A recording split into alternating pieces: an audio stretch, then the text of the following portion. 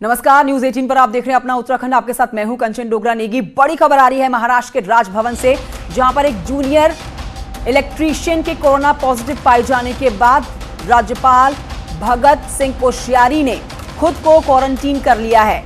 यहां कुल 100 लोगों का कोरोना टेस्ट कराया गया था, जिसमें 16 लोग जो हैं उनकी रिपोर्ट आ गई है। 55 में से 16 लोगों की रिपोर्ट आ गई है। 16 लोगों के कोरोना संक्रमित पाए जाने की पुष्टि कर दी गई है। फिलहाल अन्य की रिपोर्ट आना अभी बाकी है। तो महाराष्ट्र में हड़कंप मच गया है। राज्यपाल भगत सिंह कोश्यारी ने खुद को क्वारंटाइन कर लिया है। यहां पर 100 लोगों का कोरोना टेस्ट करवाया गया है। अब तक 55 लोगों की रिपोर्ट आई है और 55 लोगों में 16 लोग जो है वो पॉजिटिव हैं। और इसी डर के मद्देनजर गवर्नर ने खुद को क्वारंटीन किया। अमित राय मेरे सहयोगी और जानकारी के साथ इस खबर पर। अमित राय, ये बड़ी खबर महाराष्ट्र से, 100 लोगों के टेस्ट में 55 की रिपोर्ट आई, 16 पॉजिटिव आए। क्या कहती है गवर्नर की रिपोर्ट? देखिए, गवर्नर ने खुद अपने आप को जो है क्वारंटाइन कर लिया है, क्योंकि जानकारी ये निकल के सामने आई कि पहले एक इलेक्ट्रीशियन जो है वो पॉजिटिव पाएगा। उसके बाद जितने भी कर्मचारी वहां थे सबका लगभग 100 लोगों का टेस्ट हुआ। 55 की रिपोर्ट आई, जिसमें 16 पॉजिटिव पाए गए। 45 की रिपोर्ट जो है अभी आना बाकी है। और भगत सिंह कोश्यारी की रिपोर्ट जो है वो निगेटिव आई है, ऐसा हमें बीएमसी के सूत्र बता रहे हैं। हालांकि आधिकारिक तौर पे जो है कोई जानकारी इस मामले में नहीं दे रहा है। बीएमसी के अधिकारी जो है कर्मचारी पहुंचे हुए हैं और राजभवन को भी सैनिटाइज करने का काम जो है ये लापरवाही भी कही जाएगी सुरक्षा में, क्योंकि थर्मल स्क्रीनिंग होती है महाराष्ट्र राजभवन की हम बात कर रहे हैं। अगर ये कोई जूनियर इलेक्ट्रीशियन अंदर पहुंचा है तो इसकी स्क्रीनिंग नहीं हुई, इसको चेकअप नहीं किया गया। ये भी तो एक लापरवाही की कड़ी में देखा जाएगा। देखिए, जो खबरें आ रही हैं कि जो ये कर्मचारी अंदर का ही है, ऐसी निकल खबर आ रही है कि ये कर्मचारी जो है गवर्नर हाउस का ही है, क्योंकि हर तरह के कर्मचारियों की एक पूरी लिस्ट जो है वहां पे रहती है और हर एक विभाग का एक आदमी जो है गवर्नर हाउस में मौजूद होता है। तो ये इलेक्ट्रीशियन बताया जा रहा है, जो सूत्रों से जानकारी है कि गवर्नर हाउस का ही है। इसमें पहले कुछ लक्षण पाए गए, बाद में इसे जब टेस्ट कराया गया तो इसकी रिपोर्ट पॉजिटिव आई। चूंकि ये वहीं पे रहता था, तो उसके बाद जो वहां के जो बाकी जो स्टाफ के लोग हैं उनका टेस्ट कराया गया, जिसमें से 55 की रिपोर्ट में से 16 पॉजिटिव पाए गए। 45 की रिपोर्ट आना बाकी है। गवर्नर भगत सिंह कोश्यारी की रिपोर्ट के बारे में जो बीएमसी सूत्र बता रही निगेटिव आया है, उन्होंने अपने आप को जो है क्वारंटाइन कर लिया। लेकिन निश्चित तौर पर कह सकते हैं कि कोरोना का कहर जो है राजभवन तक पहुंच चुका है, क्योंकि मुंबई समेत पूरे महाराष्ट्र की हालत बहुत ज्यादा बदतर है। 2.25 लाख के ऊपर जो है केसेस हो चुके हैं। 1 लाख से ऊपर जो है एक्टिव केसेस हैं। यहाँ पर 10,000 से ऊपर लोगों की जो है मृत्यु हो चुकी है महाराष्ट्र में। तो स्थिति जो है यहाँ की बहुत ही बद से बदतर है। तो ऐसे में ऐसा कोई स्थान, ऐसी कोई जगह छूट नहीं पा रही है जहां पे कोरोना का कहर जो है कहर बर के नहीं बरसा हो। तो ये राहत की बात एक बता रहे हैं अमित राय। आपके रिपोर्ट जो आई है भगत सिंह कोश्यारी की वो नेगेटिव आई है, लेकिन उन्होंने फिर भी अपने आप को क्वारंटीन कर लिया है। महाराष्ट्र सरकार की तरफ से कोई स्टेटमेंट इस पर आया हो? क्योंकि बहुत बड़ी खबर है अमित अपने आप में। महाराष्ट्र के राजभवन में कोरोना का पहुंचना, एक जूनियर इलेक्ट्रीशियन का पॉजिटिव पाया जाना और फिर उसकी चपेट में अब तक की रिपोर्ट के हिसाब से 55 लोगों में 16 का पॉजिटिव पाया जाना। महाराष्ट्र गवर्नमेंट की तरफ से कोई स्टेटमेंट? देखिए, ना ही राजभवन की तरफ से, ना ही बीएमसी प्रशासन की तरफ से और ना ही महाराष्ट्र सरकार की तरफ से कोई जानकारी इस बारे में आई है। लेकिन कुछ अधिकारियों से हमने जब फोन पे बात की तो वो उन्होंने ये जानकारी हमें जो है नाम न बताने पे हमें दी कि इस तरह की जानकारी है। एक पॉजिटिव आया था, उसके बाद टेस्ट कराया गया, 16 लोग जो पॉजिटिव आए। लेकिन आधिकारिक तौर पे सरकार की तरफ से या बीएमसी की तरफ से या खुद राजभवन की तरफ से जो है कोई जानकारी नहीं दी जा रही है। ठीक है, उसी जानकारी का इंतजार रहने वाला है। बहुत शुक्रिया आपका अमित राय इस जानकारी के लिए। तो 16 लोग पॉजिटिव महाराष्ट्र राजभवन में। बुलेटिन में आगे बढ़ते हैं और अब उत्तराखंड की अपडेट कोरोना की आपको तक पहुंचा देते हैं, जिसमें उत्तराखंड में कोरोना की अब तक जो केसेस की संख्या है वो 3,417 की है। कल 45 नए मामले सामने आए थे। अब कुल एक्टिव केसेस 623 हैं। देहरादून से 45 में 21 मामले हैं और उधम सिंह नगर से उन 45 नए मामलों में 14 मामले हैं। अल्मोड़ा और हरिद्वार की बात की जाए तो यहां से 3-3 नए केस हैं। चमोली से 1, रुद्रप्रयाग से 1, टिहरी से 2 नए केस हैं। तो देहरादून से ये बड़ी खबर, कोरोना के चलते अब फार्मा इंडस्ट्री बंद, सेलाकुई फार्मा इंडस्ट्री में 7 कर्मियों की रिपोर्ट क्योंकि पॉजिटिव आई है, इसलिए बंद करना पड़ा है। अनलॉक 2 में खुली थी ये यूनिट, प्रशासन ने अगले आदेश तक बंद कर दी है यूनिट। और इस बीच एक और बड़ी खबर देहरादून से, साप्ताहिक बंदी के दिनों में किए गए बदलाव। व्यापारियों के अनुरोध के बाद प्रशासन ने किया है बदलाव। डोईवाला की बाजार अब रविवार की बजाय बुधवार को बंद रहेंगे। सहसपुर और सेलाकुई में भी बाजार बुधवार को बंद रहेंगे। साप्ताहिक बंदी में वाहनों की आवाजाही पर छूट मिलेगी।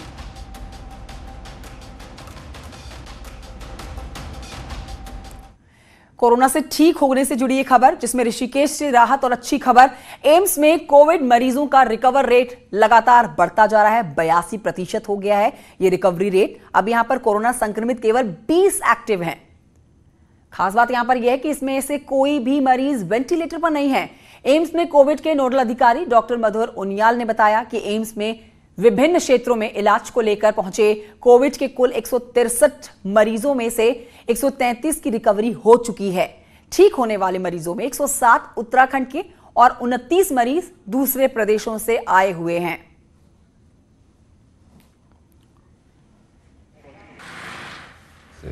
जो कोविड के पेशेंट्स हैं, जो सबसे खराब पेशेंट्स हैं, उनको लेने की सुविधा है।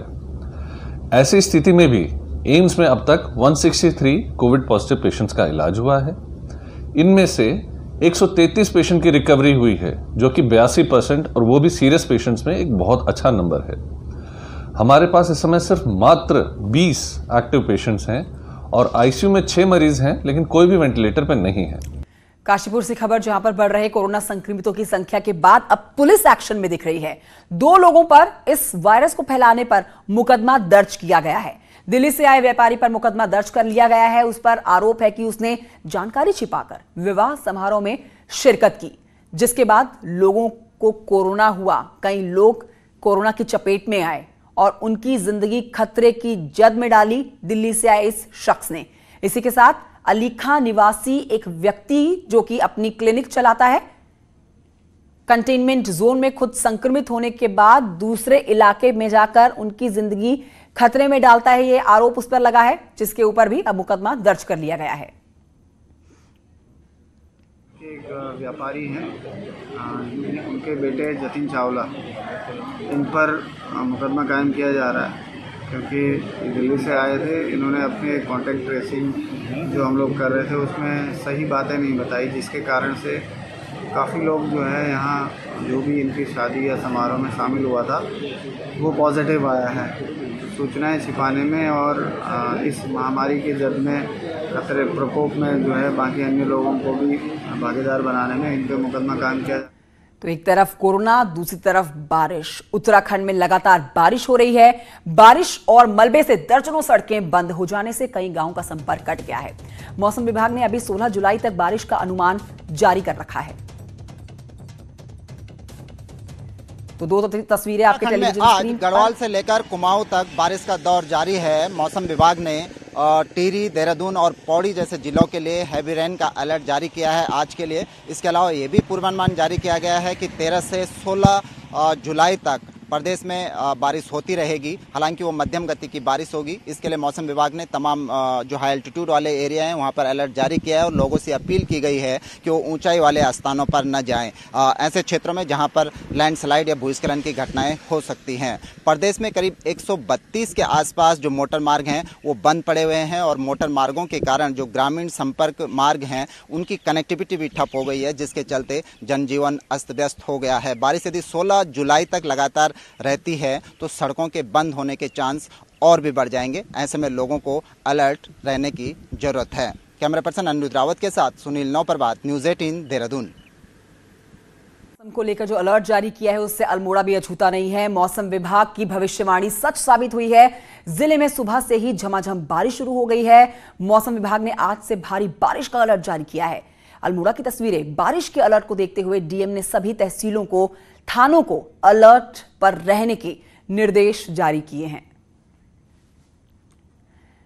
अब बढ़ते हैं आगे, आपको बताते हैं देहरादून में संस्कृति विभाग 65 करोड़ की लागत से एक ऑडिटोरियम और म्यूजियम तैयार कर रहा है, जिसका शनिवार को सीएम साहब निरीक्षण करने के लिए पहुंचते हैं।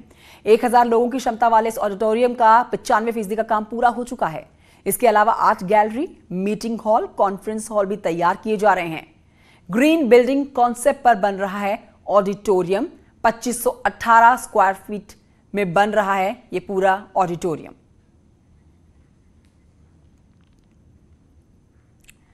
और अब आगे बढ़ते आपको बताएंगे कोटद्वार के विधायक से जुड़ी हुई खबर। और सरकार और कोटद्वार विधायक में मंत्री हरक सिंह रावत के आरोपों से आग बबूला हुए पूर्व मंत्री सुरेंद्र सिंह नेगी ने मंत्री को चैलेंज दे डाला है। चैलेंज कुछ इस बात का है कि दोनों दिए के ऊपर हाथ रखकर कसम खाएं कि कण्वाश्रम के विकास में आखिर कौन रोड़ा डाल रहा है। दरअसल हरक सिंह रावत ने कांग्रेस नेता पर आरोप लगाए कि कण्वाश्रम प्रोजेक्ट में अड़ंगा डालने के लिए कांग्रेसी नेता ने ही हाईकोर्ट में PIL दाखिल करी है। आज विरोध कर रहे हैं इस बात का, उन्हीं लोगों ने माननीय हाईकोर्ट में जनहित याचिका दायर करवा के इस काम को रुकवाया है। देखिए, हमारे हर प्रोजेक्ट पे काम शुरू हो गया था, लेकिन कुछ लोगों को ये रास नहीं आ रहा है। चले एक सामने आ जाते हैं, दिया जलाते हैं, दोनों हाथ जो है दिए के सामने प्रकट करते हैं और कौन सच्चा है कौन झूठा है वहीं पर पता चल जाएगा। मैं इसके लिए तैयार हूं, किसी भी कसम खाने के लिए कहें। देहरादून से बड़ी खबर आ रही है। NIOS ने रद्द किए एग्जाम्स। बड़ी खबर, बच्चों की परीक्षा से जुड़ी हुई 10वीं और 12वीं के एग्जाम्स को कैंसिल कर दिया गया है। पहले भी 2 बार स्थगित किए जा चुके थे एग्जाम्स। अब औसत अंक पर घोषित होगा बच्चों का रिजल्ट। देहरादून रीजन में करीब 25,000 स्टूडेंट्स को यह बड़ी राहत है। तो पहले ये बड़ी राहत उन बच्चों को दी गई थी जो कंटेनमेंट जोन में होने के चलते एग्जाम्स नहीं दे पाए थे। 550 के करीब वो बच्चे थे, लेकिन अब उन तमाम बच्चों के लिए राहत की खबर। 25,000 के करीब वो 10वीं और 12वीं के स्टूडेंट्स जिनके औसत अंक पर अब उनके रिजल्ट्स घोषित किए जाएंगे। वेलकम बैक, अपना उत्तराखंड आप देख रहे हैं। खबर हल्द्वानी से, जहां पर गुलदार को आखिरकार नरभक्षी घोषित कर ही दिया गया। महिलाओं को मारने वाले इस गुलदार को घोषित किया गया है नरभक्षी। काठगोदाम की 2 महिलाओं को अपना निवाला बना चुका है। 23 जून को सोनकोट गांव में निवाला बनाया इसने पहली महिला को। अब कल यानी कि शनिवार को भी गोला बैराज में रहने वाली एक महिला को ये गुलदार मार चुका है। शनिवार को ही एक ग्रामीण पर झपट चुका है गुलदार।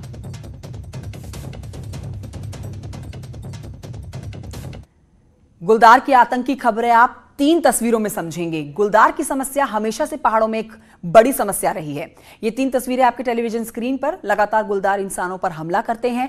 आपको जो हम 3 तस्वीरें दिखा रहे हैं, इसमें सबसे पहली तस्वीर चमोली की है। आदमखोर गुलदार का खात्मा यहां कर दिया गया। 2 लोगों की जान इस गुलदार ने ली थी। दूसरी तस्वीर अल्मोड़ा की है। गुलदार का आतंक यहां भी देखा गया। 3 दिन में 2 महिलाओं के ऊपर इसने शिकार किया। इसके बाद गुलदार को यहां पर आदमखोर घोषित कर दिया गया। गुलदार को मारने के लिए 2 शिकारी तैनात किए गए। वन विभाग की 3 टीमें लगातार गश्त कर रही हैं। और तीसरी तस्वीर जो है वो 20 दिन के भीतर गुलदार की 2 महिलाओं को अपना निवाला बना लेने की हल्द्वानी की तस्वीर है। नरभक्षी घोषित कर दिया गया है यहां पर गुलदार। अगली खबर भी अल्मोड़ा से है, जहां पर आटी गांव में एक गुलदार का शावक मृत मिला है, जिसकी सूचना ग्रामीणों ने वन विभाग को दे दी है। वन विभाग की टीम ने मौके पर पहुंचकर गुलदार के शावक को कब्जे में ले लिया और इस शावक का PM किया जाएगा, पोस्टमार्टम किया जाएगा। और आपको बता दें कि लगातार गुलदार आबादी की तरफ आ रहे हैं। ग्रामीणों में दहशत का माहौल है। ओवरलोडिंग की लगातार मिल रही शिकायतों के बाद हरकत में आए प्रशासन ने बड़ी छापेमारी को अंजाम दिया। उसी से जुड़ी हुई ये खबर। ओवरलोडिंग के खिलाफ प्रशासन छापेमारी में जुटा है। खनन सामग्री ढो रहे 12 डंपरों को सीज किया गया, जबकि कई वाहनों के चालान काटे गए। कोडिया के पास छापेमारी में खनन कार्यों में हड़कंप अब मच गया है। प्रशासन ने उन डंपरों पर कार्रवाई की है जो रूट से हटकर आबादी वाले इलाकों में खनन सामग्री ढो रहे थे। और अनुमन्य क्षमता से अधिक परिवहन करते हुए कल सुखरू नदी क्षेत्र के इधर BL रोड पे तकरीबन 9 वाहन पकड़े गए हैं, जिनको सीज किया गया और उनके खिलाफ कार्रवाई भी गतिमान है। इसके अलावा 3 डंपर और इस तरह से पकड़े गए हैं जिनको जो रूट दिया गया था चलने के लिए, वो उस रूट से इतर मूवमेंट कर रहे थे आबादी वाले क्षेत्र से, तो उनको भी मौके पे सीज किया गया और उनके खिलाफ कार्रवाई प्रस्तावित की। शनिवार को हल्द्वानी के लस्कर में अवैध खनन का माल समेत 5 ट्रैक्टर ट्रॉले को सीज कर दिया गया। मौके पर मौजूद अधिकारियों ने ट्रैक्टर चालकों से खनन की अनुमति के बाबत कागज मांगे, जो वो दिखा नहीं पाए। आपको बताएं कि बरसात के सीजन में खनन पर रोक लग जाती है। ऐसे में हरिद्वार जिले में अभी चोरी छिपे खनन का काम चल रहा था। इसी पूरे मामले में पुलिस ने दबिश दी। हल्द्वानी के वनभूलपुरा इलाके की खबर, पुलिस ने 2 बदमाशों को गिरफ्तार किया है। गिरफ्तार किए गए नाजिम और सुलेमान यूपी के रामपुर के रहने वाले हैं। दोनों के पास से पुलिस ने 2 तमंचे और कुछ कारतूस बरामद किए हैं। साथ ही कुछ ट्रकों की 33 नंबर वाली प्लेट भी बरामद की है। पुलिस दोनों का आपराधिक रिकॉर्ड अब पूरी तरह से खंगालने में जुटी है। पुलिस के मुताबिक मारपीट के मामले में जांच के लिए दोनों को पकड़ा गया था और इसी दौरान इनके पास से संदिग्ध सामान बरामद होता है। दोनों में से नाजिम नाम का शख्स पहले ही पार्षदी का चुनाव लड़ चुका है।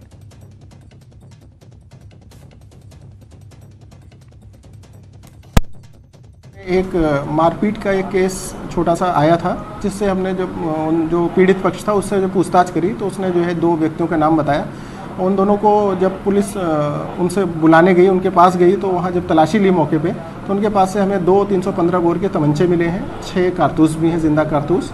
और उनके जब घर की तलाशी ली, संदिग्ध चूँकि लग रहे थे बहुत ज़्यादा वो, तो उनके पास से हमें 10 टायरा गाड़ियों की चेसिस भी बरामद हुई हैं, और जिसका कोई बहुत सही उत्तर उन्होंने अभी तक नहीं दिया है। हमने इसमें उचित धाराओं में मुकदमा दर्ज कर लिया है। बढ़ते हैं आगे, पहाड़ की कठिन जिंदगी की अब बात करते हैं। कितनी कठिन होती है पहाड़ की जिंदगी, वो हम आपको एक वीडियो के जरिए समझाते हैं। देखिए आपके टेलीविजन स्क्रीन पर ये वीडियो पिथौरागढ़ जिले की मुनस्यारी तहसील में पड़ने वाली सुरिंग गाड़ का है ये वीडियो।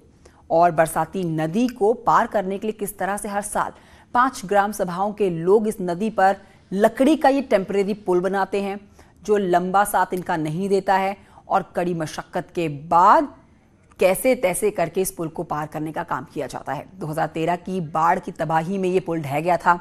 तब से ग्रामीण ऐसे ही अपना काम चला रहे हैं और करीब 1000 लोग इस टेम्परेरी ब्रिज पर डिपेंड हैं पूरी तरह से।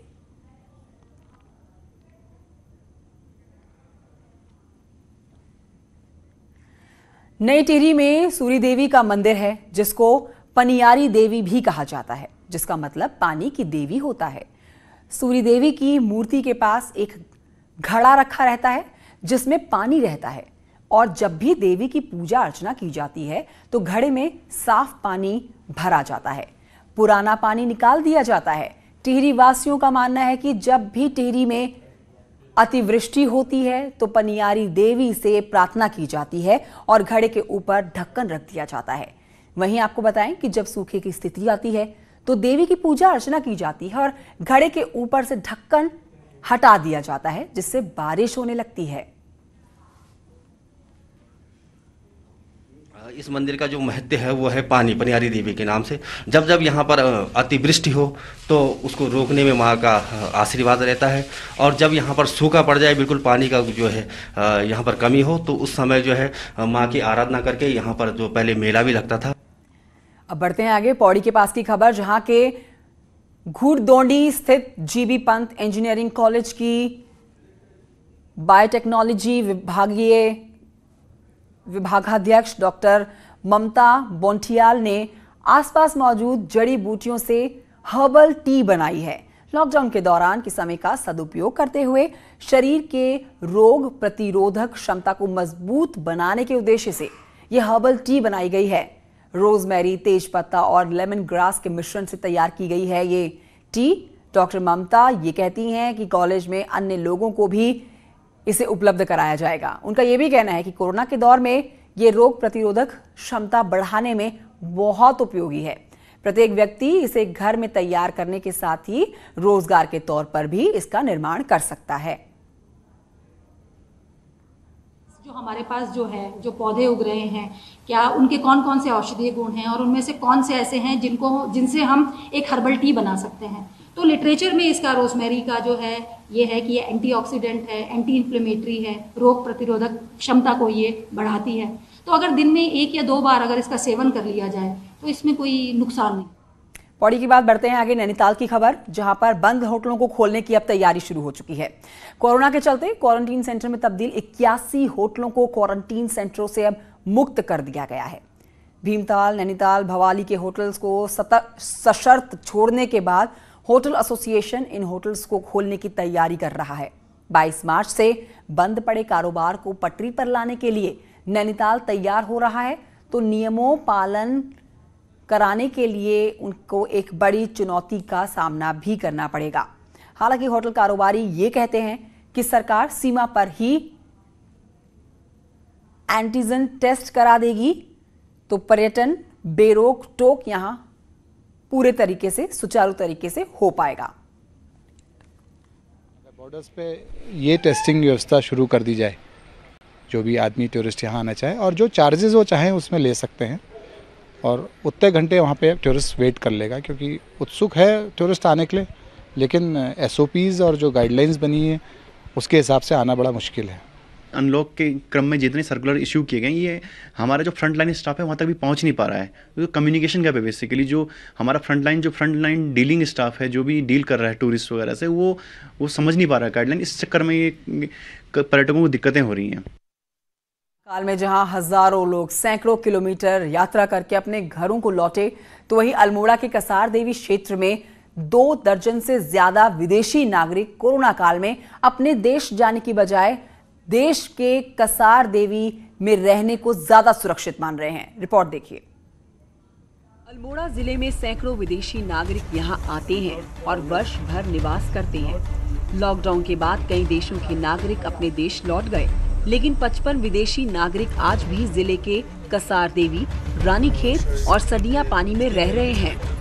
तो हमारे यहाँ 55 टूरिस्ट अभी भी दर्शाए गए हैं जो विदेशी हैं, और 3 मुख्य स्थानों पर अवस्थान है उनका, कसार देवी, रानीखेत में, और एक सरिया पानी जगह है वहाँ पर। विदेशियों का मानना है कि कोरोना संकट में अपने देश से भी अधिक सुरक्षित अपने आप को ये पहाड़ की शांत वादियों में मान रहे हैं। बता दें कि वर्ष भर हजारों की संख्या में विदेशी योग साधना के लिए कसार देवी आते हैं। I feel here it's the best place to stay, especially in Corona time. Very, very beautiful place, Kasar Devi. I am staying for almost 3 months here in Jungle Guest House in Kasar Devi. Really amazing place. पर्यटन ही राज्य की मुख्य अर्थव्यवस्था है और अल्मोड़ा में भी लोगों ने होटलों के साथ साथ होम स्टे बनाए हैं, जो देसी विदेशी पर्यटकों को खूब भाते हैं। हमारा पूरा उत्तराखंड और हमारा पूरा कसार देवी का इलाका या अल्मोड़ा हमारा पूरा सेफ है, क्योंकि यहाँ पर हमारी कोविड की जो रफ्तार है वो बहुत धीमी है, तो लोग काफ़ी सेफ हैं और बहुत सारे लोग यहाँ पर रह रहे हैं उसी कारण से, और लोग आ भी रहे हैं दिल्ली से या और जगह से, कुछ फॉरेनर लोग भी हैं यहाँ पे। कोरोना संकट में विदेशियों का अपने देश नहीं जाना पर्यटन के लिए अच्छी खबर है। दुनिया भर में जहां कोरोना संकट से हाहाकार मचा है, तो वहीं पहाड़ों की शांत वादियों में इस तरह का कोई भी संकट नहीं है। न्यूज़ 18 के लिए अल्मोड़ा से किशन जोशी की रिपोर्ट। उत्तरकाशी में उपल टकनौर के युवाओं ने क्षेत्र के पर्यटन स्थलों की खोज के लिए एक अभियान चलाया। युवाओं के एक दल ने अवाना, बुग्याल, खलियाड़ी टॉप ट्रैक की खोज की है। इस 14 किलोमीटर लंबे झाला अवाना बुग्याल खलियाड़ी टॉप ट्रैक पर 6 जुलाई को झाला गांव से ट्रैकिंग करते हुए 4562 मीटर की ऊंचाई पर स्थित खलियाड़ी टॉप पहुंचा, जहां पर ये दल आप देख रहे हैं चट्टानों और ग्लेशियर से भरे हुए इस स्थान पर जैव विविधता और आसपास की चोटियों का ब्यौरा इस दल ने जुटाया। पहाड़ की पौराणिक चित्रकला की बात करेंगे, जो अब गांव तक ही सिमट कर नहीं रहेगी। चमोली जिले में इसके लिए एक बाजार जो है खुल चुका है। यहां पर समाज कल्याण विभाग के माध्यम से बनाए गए अंबेडकर भवन पर इस कला से जुड़े लोगों के लिए न सिर्फ मुफ्त में दुकानें वितरित की गई हैं, बल्कि उनको अपनी कलाकारी को और बेहतर दिखाने का मौका दिया गया है। लोग अपनी कला के जरिए अपनी रोजी रोटी कमा सकते हैं। इसी के साथ बुलेटिन में इतना ही। आप देखते रहिए न्यूज़ 18।